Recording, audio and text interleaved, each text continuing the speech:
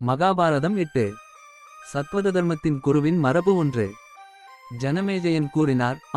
அனைத்து துறவிகளின் விஷயத்திலும் கூட பகவான் ஸ்ரீஹரி மகிழ்ச்சியடைகிறார். விதிகளின்படி அவர்கள் செய்யும் வழிபாட்டை அவரே புரிந்துகொள்கிறார். தங்கள் கர்மங்களை எல்லாம் எரித்து நல்ல மற்றும் கெட்ட செயல்களிலிருந்து விடுபட்டவர்களுக்கு மரபு பின்பற்றப்படும் பாதையை நீங்கள் அவர்களுக்கு தெரியப்படுத்தியுள்ளீர்கள். இருப்பினும் அந்த துறவிகள் 4வது பாதை வழியாகச் சென்று பரம புருஷ பகவானுடன் சேர்ந்து பரம்பொருளை அடைவார்கள். உண்மையிலேயே இந்த துறவியின் மரபு நாராயணனுக்கு மிகவும் பிடித்தமானது மற்றும் எல்லாவற்றிலும் சிறந்தது.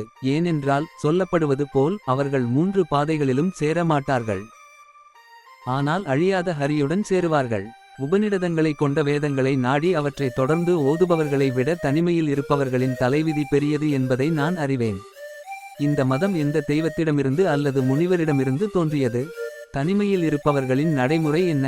அது எப்போது தோன்றியது? ஓ விபு, என்னுடைய இந்த சந்தேகத்தை நீக்குங்கள், ஏனென்றால் நான் மிகவும் ஆர்வமாக உள்ளேன். வைசம்பாயனர் கூறினார். அர்ஜுனன் கௌரவர்கள் மற்றும் பாண்டவர்கள் மீது போரில் அதிருப்தி அடைந்தபோது பகவான் தாமே அவருக்கு இதைச் சொன்னார். நான் முன்பு உங்களுக்கு வழியையும் பாதையையும் சொல்லியிருக்கிறேன். படைக்கப்படாதவர்களுக்கு இந்த மதம் ஆழமானது மற்றும் புரிந்து கொள்ள கடினமாக உள்ளது. ஓ ராஜா, இது சாம வேதம் போன்றது. இது கடந்த காலத்தில் கிருத யுகத்தில் நடைமுறையில் இருந்தது. பகவான் தாமே நாராயணனே இதை பாதுகாத்துள்ளார். இந்த விஷயத்தை குந்தியின் மகன் யுதிஷ்டிரன் முனிவர்கள் முன்னிலையில் நாரதரிடம் கேட்டார். அந்த நேரத்தில் கிருஷ்ணரும் பீஷ்மரும் இதை கேட்டுக்கொண்டிருந்தார்கள். எங்கள் குருக்கள் வியாசரும் நானும் இதை கேட்டோம். நாரதர் சொன்னதை இங்கே நான் உனக்கு சொல்கிறேன், கேளுங்கள். ஓ மகிபாலனா, பிரம்மா நாராயணனின் வாயிலிருந்து மனதளவில் பிறந்தபோது நாராயணனே இந்த மதத்தை, இந்த தெய்வீக மற்றும் மூதாதையர் மதத்தை கடைப்பிடித்தார். அவரிடமிருந்து பேனா முனிவர்கள் இந்த மதத்தை புரிந்து கொண்டனர். அந்த போனாவிடமிருந்து வைகானங்கள் அதே மதத்தை பெற்றனர். வைகானங்களிலிருந்து சோமன் அதை புரிந்து கொண்டார். பின்னர் மதம் மீண்டும் உள்நிலைக்கு மாறியது. ஓ நிருபனா, பிரம்மா மீண்டும் தனது 2வது காட்சி பிறவியை எடுத்தபோது அந்த தந்தையை சோமனிடமிருந்து இந்த மதத்தை கேட்டார். அவர் இந்த நாராயண மதத்தை ருத்ரனுக்கு கற்பித்தார். பின்னர் யோக நிலையில் இருந்த ருத்ரர் கடந்த காலத்தில் கிருத யுகத்தில் வாலக்கிலியாவின் அனைத்து முனிவர்களுக்கும் இந்த தர்மத்தை கற்பித்தார். அந்த கடவுளின் மந்திரத்தால் இந்த தர்மம் மீண்டும் மறைக்கப்பட்டது. ஓ நிருபனா, பிரம்மாவின் 3வது பிறப்பு வாய்மொழி வடிவம் நடந்தபோது அது மீண்டும் நாராயணனிடமிருந்து எழுந்தது. அந்த புருஷோத்தமனிடமிருந்து சுபர்ணன் என்ற முனிவர் அதை பெற்றார். கடுமையான தவம் மூலம், கட்டுப்பாடு மற்றும் ஒழுக்கம் மூலம் இவ்வாறு சுபர்ணன் 3 மடங்கு பாதையை செயல்படுத்தினார். எனவே இந்த தர்மம் திரிசுபர்ணன் என்று அழைக்கப்படுகிறது. ரிக்வேதத்தில் சொல்லப்படும் இந்த தீய சபதம் போன்ற தர்மம் உலக கடவுளான சுபர்ணனிடமிருந்து காற்றால் பெறப்பட்டது. அந்த காற்றிலிருந்து காற்றை அழிப்பவர்களாக இருந்த முனிவர்கள் அதை பெற்றனர். அவர்களிடமிருந்து மகா முனிவர் அதை பெற்றார். மீண்டும் இந்த தர்மம் கலைந்து நாராயணனுடன் இணைந்தது. மகா பிரம்மாவின் சிரவண படைப்பு மீண்டும் நிகழ்ந்தபோது ஸ்ரீஹரிநாராயணரே உலகை படைக்க நினைத்தார். உலகை படைக்கக்கூடிய மனிதனை பற்றி மனதில் நினைத்தார். இவ்வாறு யோசித்துக் கொண்டிருக்கும் போதே தனது காதுகளிலிருந்து படைக்கும் மனிதரான பிரம்மா வெளிப்பட்டார். அவரை பற்றி உலகத்தை படைத்த நாராயணர் கூறினார். மகனே, உன் முகம் மற்றும் கால்களால் குடிமக்களை படைப்பவனாக மாறு. ஓ ஸ்வரதா, நான் உனக்கு பிரகாசத்தை அருளுவேன். என்னிடமிருந்து சத்வதா என்ற மதத்தை ஏற்றுக்கொள். அதனுடன் கிருதயுகத்தை அது இருக்க வேண்டியபடி நிறுவு. இதை சொல்லிவிட்டு பிரம்மா ஹரிமேத கடவுளை வணங்கி சேகரிப்புடன் இரகசியமாக புனித மதத்தை பெற்றார். அது ஆரண்யகத்துடன் நாராயணனின் முகத்திலிருந்து வெளிப்பட்டது. இவ்வாறு எல்லையற்ற பிரகாசம் கொண்ட பிரம்மாவுக்கு தர்மத்தையும் நிரசில் கர்மா என்று அழைக்கப்படும் யுக தர்மங்களையும் செய்ய அறிவுறுத்திய பிறகு வெளிப்படாதது நிலை பெறும் தமஸ் பாதையை பற்றி பகவான் புறப்பட்டார். பின்னர் வரமும் உலகங்களின் தந்தையுமான பிரம்மா அனைத்து உலகங்களையும் உயிரினங்களையும் படைத்தார். பின்னர் முதலில் கிருத யுகம் தொடங்கியது. அங்கிருந்து சத்வத் தர்மம் அனைத்து உலகங்களிலும் பரவி தன்னை நிலைநிறுத்தி கொண்டது. அந்த முதல் தர்மத்தால் உலகங்களை படைத்த பிரம்மா தேவர்களின் கடவுளான நாராயணனை வணங்கினார். பின்னர் தர்மத்தை நிலைநாட்ட உலகங்களுக்கு நன்மை பயக்கும் விருப்பத்துடன் அவர் இதை ஸ்வரோச்சிஷ மனுவுக்கு கற்றுக் கொடுத்தார். ஓ பரதனின் வழித்தோன்றலே. பின்னர் சங்கபாதர் அதை அவரது வயிற்றில் பிறந்த திச்சலரான சுவர்ணபனுக்கு கற்றுக் கொடுத்தார். திரேத யுகம் வந்தவுடன் அந்த மதம் மீண்டும் மறைந்துவிட்டது. ஓ ராஜா, மூக்கின் துவாரங்களில் பிரம்மாவின் பிறப்பு. கடவுளும் ஆண்டவருமான ஸ்ரீ ஹரிநாராயணரே பிரம்மாவை பார்த்து கொண்டிருக்கும் போதே அதை அவருக்கு கற்றுக் கொடுத்தார். பின்னர் பகவான் சனத்குமாரர் அவரிடமிருந்து அதை படித்தார். ஓ குருக்களின் ராஜா, சனத்குமாரரிடமிருந்து போர்வீரன் வீரன் இந்த தர்மத்தை கற்றுக்கொண்டான். வீரன் அதை தனது தூய தங்க மற்றும் புத்திசாலி மகனிடம் சொன்னான். அவர் அதை மக்ஷி என்ற நீதிமான் தீக்ஷலாவுக்கு கற்றுக் கொடுத்தார். நாராயணனின் வாயிலிருந்து பிறந்த இந்த தர்மம் மீண்டும் ஒரு உள்ளார்ந்த ஜீவனாக மாறியது. மீண்டும் பிரம்மாவின் கருப்பையில் பிறந்தபோது ஹரியோனியாக இருந்த பிரம்மாவிடம் சொல்ல நாராயணனின் வாயிலிருந்து மீண்டும் அது உருவாக்கப்பட்டது. ஓ ராஜாவே, பிரம்மா அதை ஏற்றுக்கொண்டு அதை நடைமுறைப்படுத்தி பர்ஹிஷ முனிவருக்கு கற்றுக் கொடுத்தார். பர்ஹிஷரிடமிருந்து அது சாமவேதத்தில் தேர்ச்சி பெற்ற இரண்டாவது மகனான ஜேஷ்டரை அடைந்தது. எனவே ஹரி அதை ஒரு மூத்த சபதமாக கருதினார். சத்வத தர்மத்தின் குருத்துவம் 2. ஓ ராஜா, மூத்த மன்னன் அவிகம்பனுக்கு சொந்தமான பகவான் ஹரியின் இந்த தர்மம் பிரபஞ்சத்தின் உள்ளார்ந்த சாரமாக மாறியது. ஓ நிருபனா, இறைவனின் தாமரையிலிருந்து பிரம்மாவின் இந்த 7வது பிறப்பா? அந்த சுய நாராயணனே கல்பத்தின் தொடக்கத்தில் தூய்மையான மற்றும் உலகத்தை தாங்கிய பிரம்மனிடம் இந்த தர்மத்தை பேசினார். அந்த பெரிய தந்தை கடந்த காலத்தில் தக்ஷனுக்கு இந்த தர்மத்தை கற்பித்தார்.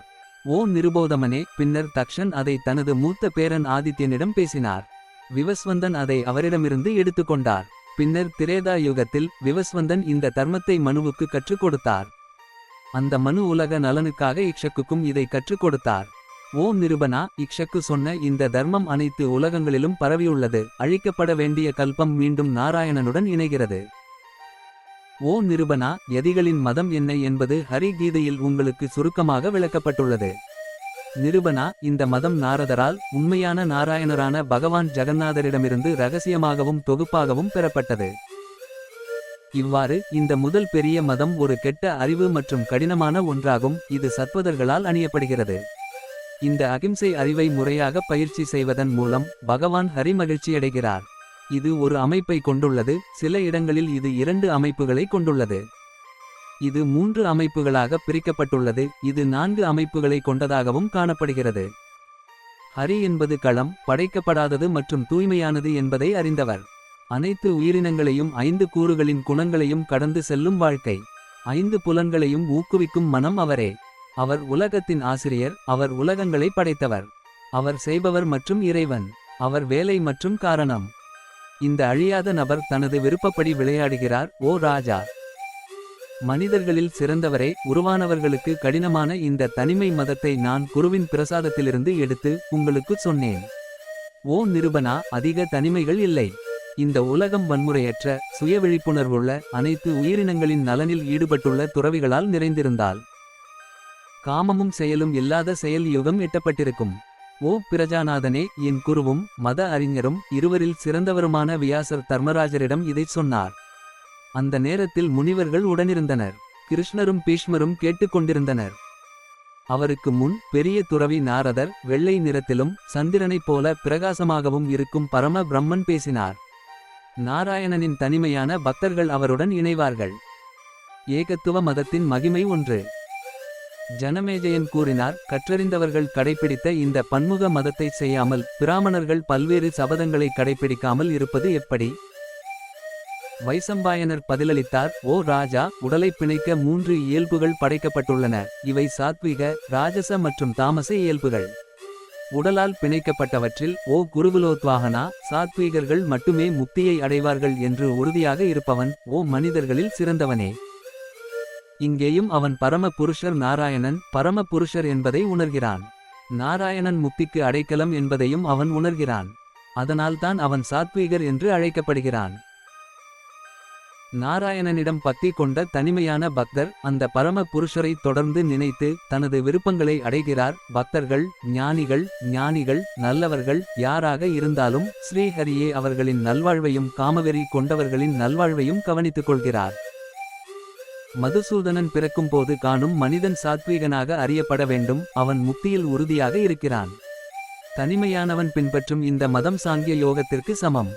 எனவே தனிமையானவன் நாராயணனை அடிப்படையாக கொண்ட முக்தியில் உயர்ந்த பாதையை அடைகிறான். நாராயணன் காணும் மனிதன் ஞானியாகிறான். ராஜாவே, யாரும் தங்கள் சொந்த விருப்பத்தால் ஞானியாக முடியாது.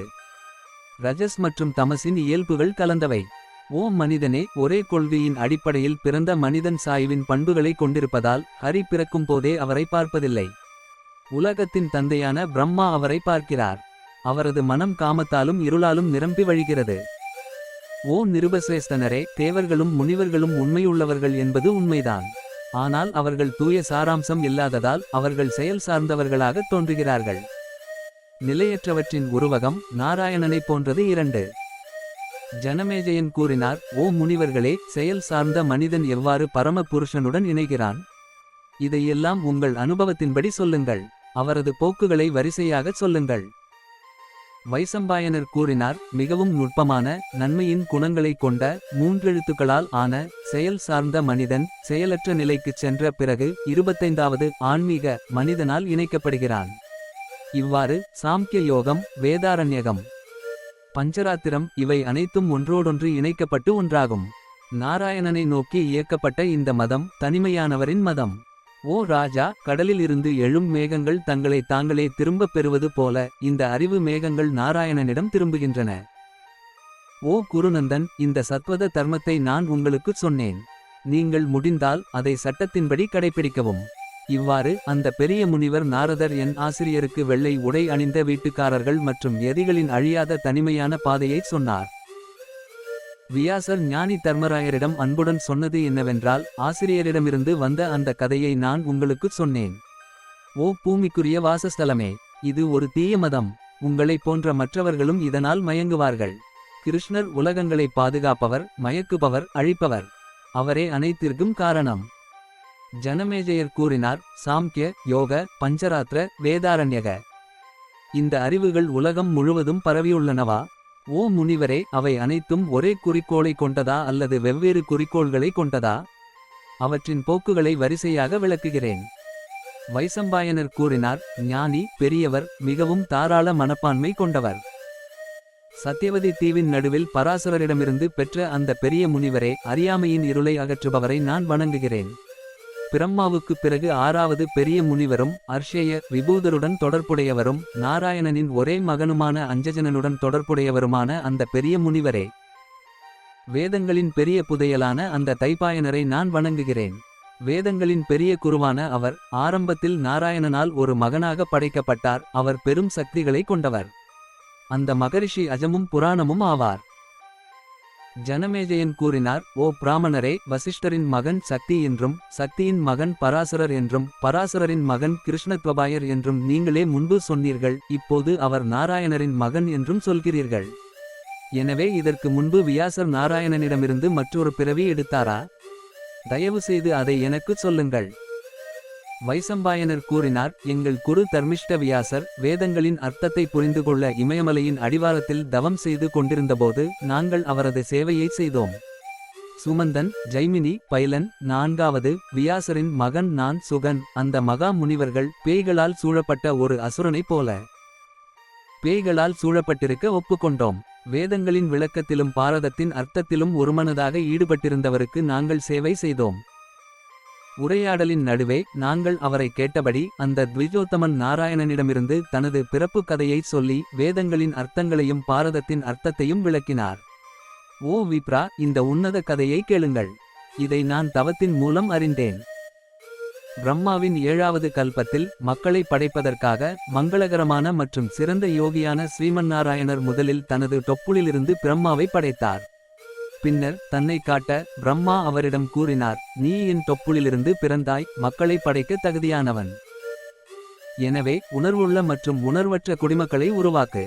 இதை சொல்லிவிட்டு தனக்கு வரம் அளித்த கடவுளை வணங்கி ஸ்ரீஹரியிடம் கூறினார், ஓ கடவுளே, நான் உன்னை வணங்குகிறேன். குடிமக்களை படைக்கும் சக்தி எங்கே? எனக்கு எதுவும் தெரியாது. இப்போது என்ன செய்ய வேண்டும் என்று சொல்லுங்கள். இதை சொல்லிவிட்டு பகவான் உள்ளிருக்கும் புத்தியை தியானித்தார். பின்னர் புத்தி ஸ்ரீஹரியின் முன் வந்து நின்றது. தூதர் ஹரி அவளுக்கு யோக சக்தியை அளித்தார். இவ்வாறு செல்வமும் யோகமும் பெற்ற அவளைப் பற்றி அழிக்க முடியாத இறைவன் பிரம்மத்தில் நுழை என்றார். இவ்வாறு புத்தியால் அருளப்பட்ட பிரம்மாவைக் கண்டு ஸ்ரீஹரி மீண்டும் குடிமக்களை உருவாக்கு என்றார். பின்னர் பிரம்மா ஸ்ரீஹரியின் கட்டளையை தலையில் சுமந்து அது இருக்கட்டும் என்றார். ஸ்ரீஹரி அங்கேயே மூழ்கினார். ஒரு கணத்தில் அவர் வடிவம் மூலம் தனது இயற்கையுடன் ஒன்றிணைந்து அதனுடன் ஒன்றானார். பின்னர் இறைவனுக்கு இன்னொரு எண்ணம் தோன்றியது. பரம பிரம்மா இந்த அனைத்து குடிமக்களையும் அசுரர்கள், தாவர்கள், கந்தர்வர்கள், ராட்சசர்கள் கூட்டங்களையும் படைத்துள்ளார். இவை அனைத்தாலும் நிறைந்த இந்த பூமி ஒரு சுமை. இது பாவத்தால் நிறைந்துள்ளது.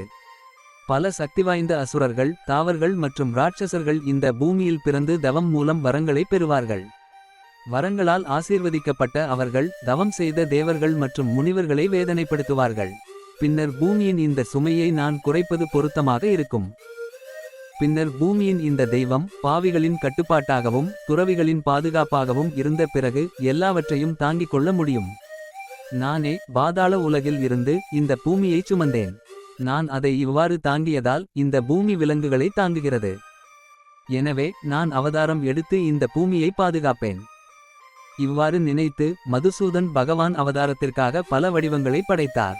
அவர் வராகர், நரசிம்மர், வாமனர் மற்றும் பல மனித வடிவங்களை படைத்து அவர்களால் கவரப்பட்ட அசுரர்களை கொல்வேன் என்று நினைத்தார். பின்னர் மீண்டும் உலகப் படைப்பாளர் போ என்று கர்ஜித்தார். இதனால் அனைத்து திசைகளும் ஒரு கர்ஜனையை எழுப்பின. அந்த சரஸ்வதி சத்தத்திலிருந்து சரஸ்வதி பிறந்தார். பேச்சு திறன் கொண்ட அந்த மகன் அபந்தரதம் என்று அழைக்கப்பட்டார். அவர் கடந்த கால மற்றும் எதிர்கால சுழற்சிகள் அனைத்தையும் அறிந்தவர், உண்மையுள்ளவர், உறுதியான சபதம் கொண்டவர். தலை குனிந்து அவரை வணங்கி ஆதிகாலத்தவரும் அழியாதவருமான ஹரி, ஓ முனிவரே, ஞானிகளில் பெரியவரே, வேதங்களை பிரிக்கிறீர்கள், இது எனது கட்டளை, அவ்வாறு செய்யுங்கள். இவ்வாறு சொல்லி மாற்ற முடியாதவர் வேதங்களை சுயம்பு மன்வந்தரங்களாக பிரித்தார். பகவான் ஹரி தனது செயலால் மகிழ்ச்சியடைந்தார். மகனே, அதிக தவம் செய்து யம நியமங்களை கடைப்பிடிப்பதன் மூலம் நீயும் வரவிருக்கும் மன்வந்தரங்களில் தர்மத்தை போதிப்பவனாகவும் அசைக்க முடியாதவனாகவும் வெல்ல முடியாதவனாகவும் மாறுவாய். காளிதப்பனின் காலம் வரும்போது குருக்கள் என்ற மன்னர்கள் எழுவார்கள். என்னிடமிருந்து பிறந்தவர்களுக்கு மத வேறுபாடுகள் இருக்கும். அவர்கள் அழிவுக்காக ஒருவருக்கொருவர் சண்டையிடுவார்கள். அப்போதும் கூட வேதங்களை பல கிளைகளாக பிரிப்பாய். கலியுகம் வரும்போது நீ கிருஷ்ணவர்ணனாவாய். நீ பல்வேறு தாமங்களின் போதகராகவும் அறிவை அறிந்தவனாகவும் துறவியாகவும் மாறுவாய். ஆனால் நீ ராகத்திலிருந்து விடுபட மாட்டாய். உன் மகன் வீட ராகனாக மாறி மகேஸ்வரனின் அருளால் பரம ஆத்மாவின் வடிவத்தை அடைவான். இந்த வசனம் ஒருபோதும் பொய்யாகாது. பிரம்மாவின் மனத்தின் மகன், நல்ல புத்தியுடன் கூடியவன், துறவரம் கொண்டவன், பிரம்ம ரிஷி வசிஷ்டரின் வம்சாவளியில் மகா முனிவர் பராசரர் பிறப்பார். தவம் கொண்டவன், மகா துறவி, தவத்தின் இருப்பிடம் பராசரர் உன் தந்தையாக இருப்பார். வைபயனோற்பட்டி 3. இறைவன் கூறினார், நான் சொன்ன மகா மகிமையால் நீங்கள் அந்த முனிவரின் வீட்டில் ஒரு கனாயியில் பிறப்பீர்கள். மேலும் கனாயியில் பிறந்தவர் கனாயியில் பிறந்தவர் என்று அழைக்கப்படுவீர்கள். கடந்த காலத்திலோ அல்லது எதிர்காலத்திலோ நடக்கும் எதையும் பற்றி உங்களுக்கு எந்த சந்தேகமும் இருக்காது. துறவரத்தின் சக்தியால் கடந்த காலத்தில் எத்தனை கல்பங்கள் நடந்துள்ளன என்பதை நீங்கள் என் அருளால் உணர்வீர்கள். எதிர்காலத்தில் நடக்கவிருக்கும் பல கல்பங்களை நீங்கள் கண்டுபிடிப்பீர்கள். தொடர்ச்சியான தியானத்தின் விளைவாக நீங்கள் என்னை தொடக்கமற்றவராகவும் சக்கரகரமாகவும் காண்பீர்கள். இந்த வார்த்தை ஒருபோதும் பொய்யாகாது. ஓ மகான், உங்கள் புகழும் சமமற்றதாக இருக்கும். பின்னர் சூரியனின் மகனான சனி மனித இனத்திற்கு முந்தைய மனித இனத்தின் ஊக்குவிப்பாளராக மாறுவார். பின்னர் நீங்கள் என் அருளால் மனித இனத்தில் முதன்மையானவராக மாறுவீர்கள். உலகில் என்ன நடக்கிறது என்பது என் வேலை.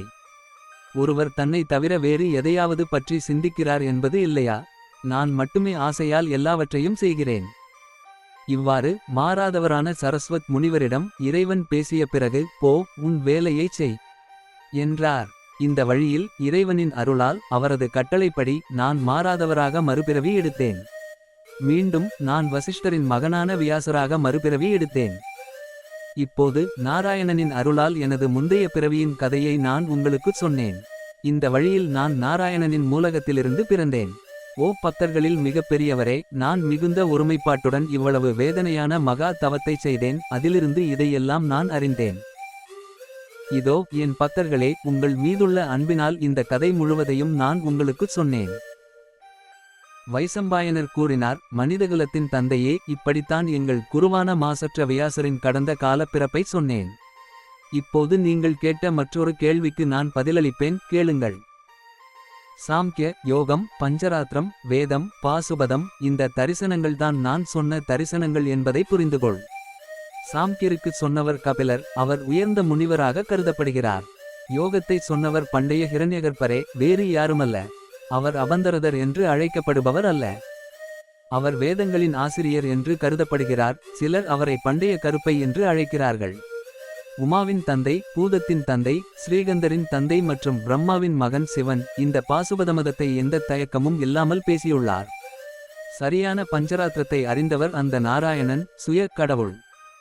அந்த இறைவன் காலத்தின்படியும் காரணத்தின்படியும் இந்த எல்லா அறிவுகளின் முடிவாக காணப்படுகிறார். ஓ நிருபசிரேஷ்டனா, இருளில் மூழ்கியிருப்பவர்கள் அவரை அப்படிப்பட்டவர் என்று அறியமாட்டார்கள். வேதங்களை எழுதிய ஞானிகள் அந்த நாராயண ரிஷி எல்லாவற்றிலும் விசுவாசமுள்ளவர் என்று கூறுகிறார்கள். அவருக்கு நிகரானவர் வேறு யாரும் இல்லை. இது என் வார்த்தை. சந்தேகத்திற்கு இடமின்றி தீர்மானிக்கப்பட்ட அனைத்திலும் ஸ்ரீஹரி இருக்கிறார். ஆனால் சந்தேகத்திற்குரிய மற்றும் வெறும் காரணத்தால் ஆதரிக்கப்பட்டவற்றில் மாதவர் வசிப்பதில்லை. ஓ நிருபனா, பஞ்சராத்திரத்தை அறிந்தவர்கள், தங்கள் வரிசையில் அர்த்தத்தை கொண்டவர்கள், தனிமை உணர்வை கொண்டவர்கள் ஸ்ரீஹரியில் நுழைகிறார்கள் என்பது அனைவரும் அறிந்ததே. ராஜ, சாம்கிய, யோக மற்றும் அனைத்து வேதங்களின் நித்திய தரிசனங்கள் இவை அனைத்தும். அனைத்து முனிவர்களும் இந்த பண்டைய உலகத்தை அறிந்தவர்களும் அதை நாராயணன் என்று கூறுகிறார்கள். வானத்தில், விண்வெளியில், பூமியில், ஆகாயத்தில் இந்த உலகங்கள் அனைத்திலும் என்னென்ன சுப செயல்கள் நடக்கின்றனவோ அவை அனைத்தும் அந்த முனிவர் நாராயணனால் தான் நடக்கின்றன என்பதை புரிந்து கொள்ள வேண்டும். மகாபாரதம் 9 தொடர்கிறது.